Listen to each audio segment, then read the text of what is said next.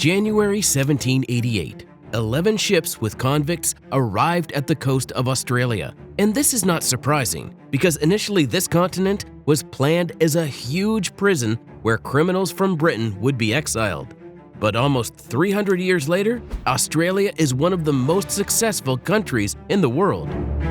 Since 1992, Australia's economy has been growing steadily. Its population has more than doubled, and its income has almost tripled.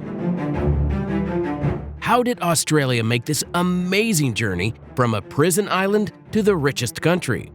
Today, in 10 minutes, I will tell you about the 3 simple steps that made Australia a prosperous country and the main thing that can prevent this country from developing in the future. Hello! This is the backside of Australia, which is not described in any travel guide. Let's go!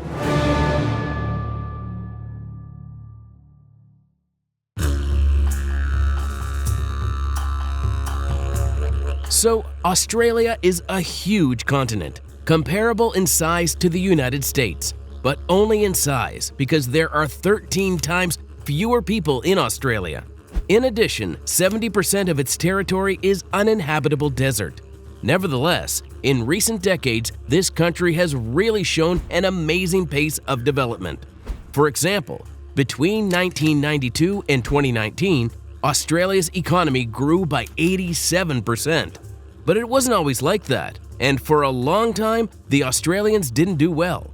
What happened, and what did Australia do to become successful? Let's turn back a few pages in our guide. As I said, at first, Britain, which owned these territories, saw Australia as a large prison island for exiling convicts. But after serving their sentences, the prisoners stayed on the continent. They were given land and restored their rights. And in fact, they were the first driving force in the formation of the Australian economy. In the 70s and 80s of the 20th century, Australia was not doing well. The economy was stagnant, inflation was rising, and the rulers of other countries, including Singapore, called Australia the white trash of Asia.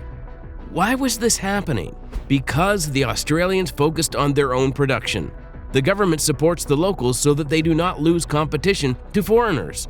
As a result, foreigners do not come to the market. There is little competition, production is declining, and labor productivity is falling. The country has been in crisis for decades. And the Australians are taking the first step towards success. They are tearing down all the barriers that protect the local producer and letting the Australian dollar float freely. And foreigners are starting to enter the Australian market. The most attractive sectors for foreign investment are manufacturing, tourism, and banking. Agriculture also accounts for a small share of external injections. China is investing huge sums in Australian real estate, ahead of the United States and Singapore. In the fourth quarter of 2022 alone, Chinese investors bought $600 million worth of real estate. Over the past 30 years, half of private businesses have been owned by foreigners, and the country's population has grown from 17 million to 26 million. Nowadays, many companies are investing in the country, including world-renowned ones. For example, in 2024, Microsoft allocated $3.2 billion for cloud computing and artificial intelligence infrastructure in Australia. So, step 1 is to make your country open to foreign investment.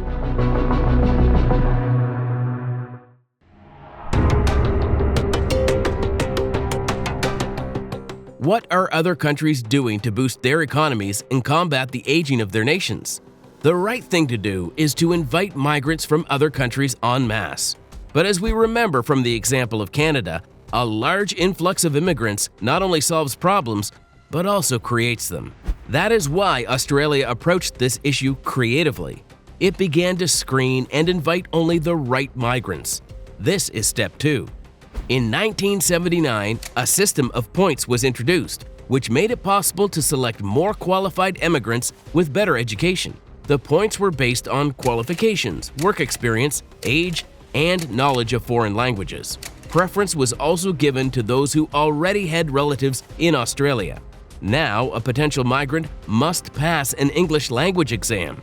Almost 200,000 people migrate to this country every year. The Immigration Department in Australia updates the lists of demanded professions every 8 months.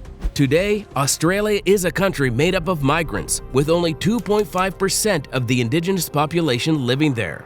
People who come to Australia are either very rich and educated, or those who want to get this education. And they go there to study because it is 30 to 40% cheaper than in Europe or the United States. And, of course, many of those who get an education there stay there. Thus, Australia fully solves the issue of highly qualified personnel. Such a competent educational policy ensures the stability and prosperity of the economy. Let's move on to step 3.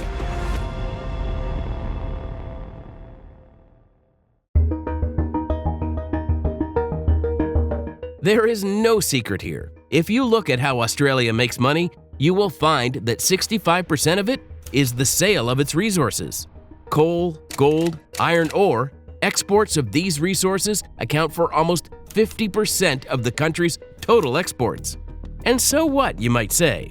There are plenty of examples of resource-based economies. Take the example of Canada, for instance.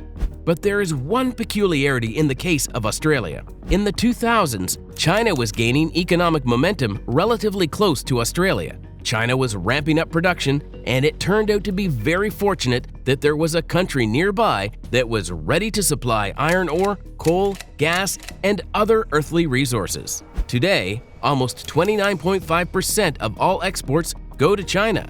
And because of this, Australia's economy is now very dependent on China. Australia is also the world's largest exporter of diamonds and lead. It ranks second in the world in uranium exports. But until recently, Australia's economy was riding on sheep. This expression came about because Australia is a leading supplier of wool. Australia accounts for 39% of global wool exports. It ranks third in the world in terms of sheep population, behind only India and China. Just think about it. There are 3 times more sheep on the continent than people. But in addition to resources, Australia has also learned to sell services. What kind of services? These are mainly education and tourism. In 2022, the country's economy was replenished by $51 billion through the sale of services. And if you look at the ranking of the top 100 universities in the world, 6 of them will be located in Australia. Students from India and, of course, China study here mainly. They make up half of all foreign students and bring in more than $10 billion a year. Therefore, the education sector accounts for 7% of the country's GDP. This is impressive. If we talk about tourism, the revenue from this sector amounted to $42 billion in 2019. Why is tourism so popular? Because Australia's specialty is its unique flora and fauna. 90% of animals exist only on this continent and nowhere else. In addition, many interesting things are being built for tourists here. For example, in 1995, the world's longest cable car, 7.5 kilometers long, was constructed. Tourists also visit the world-famous Sydney Opera House, which was personally opened by Queen Elizabeth II. It is visited by more than 8 million people a year. I would also like to highlight the Australian healthcare system, which is recognized as one of the most successful in the world. 70% of medical services in Australia are provided by the state budget. Patients pay only 17% of the costs. In general, funding is provided through taxes. Australians buy only private insurance directly, which can cost from $1,000 to $5,500 per year per family. So we have looked at 3 simple steps that Australia took to help the country start developing rapidly. Become open to foreign investment, invite the right migrants to the country, and learn how to sell your resources and services profitably. But what can prevent Australia from continuing to grow as fast as it has? Let's move on to the next chapter of our guide.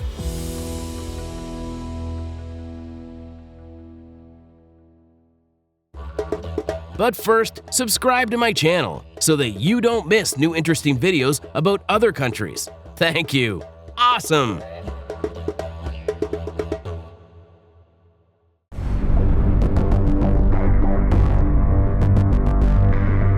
The biggest risk to Australia's future is the fact that their closest trading partner is China. As I said, Australia's economy is almost 1/3 dependent on China's economy. Australia is becoming too dependent on China. Any political disagreements can lead to a significant decrease in exports in Australia, and therefore the economy will sink. Therefore, since 2021, Australia has begun to establish relations with India and Japan as much as possible to reduce dependence on one partner. Japan is Australia's second largest trading partner. 13% of the country's total exports go there. In addition, an attentive viewer might have noticed that I mostly cited figures from 1992 to 2022 as an example, because in 2023, the situation began to change. In October 2023, inflation in the country reached almost 5%. Interest rates on loans are rising, and people are starting to save, while export prices for raw materials are falling. And this is a very unpleasant symptom for a country where 65% of GDP depends on the sale of resources. At the same time, some experts argue that the Australian economy in recent years has been like a car that has skidded on ice and is moving by inertia, and it's not clear where it will end up. What do you think about this? Will Australia be able to continue to show such a pace of development? Write your opinion in the comments. Thank you for watching, and see you soon.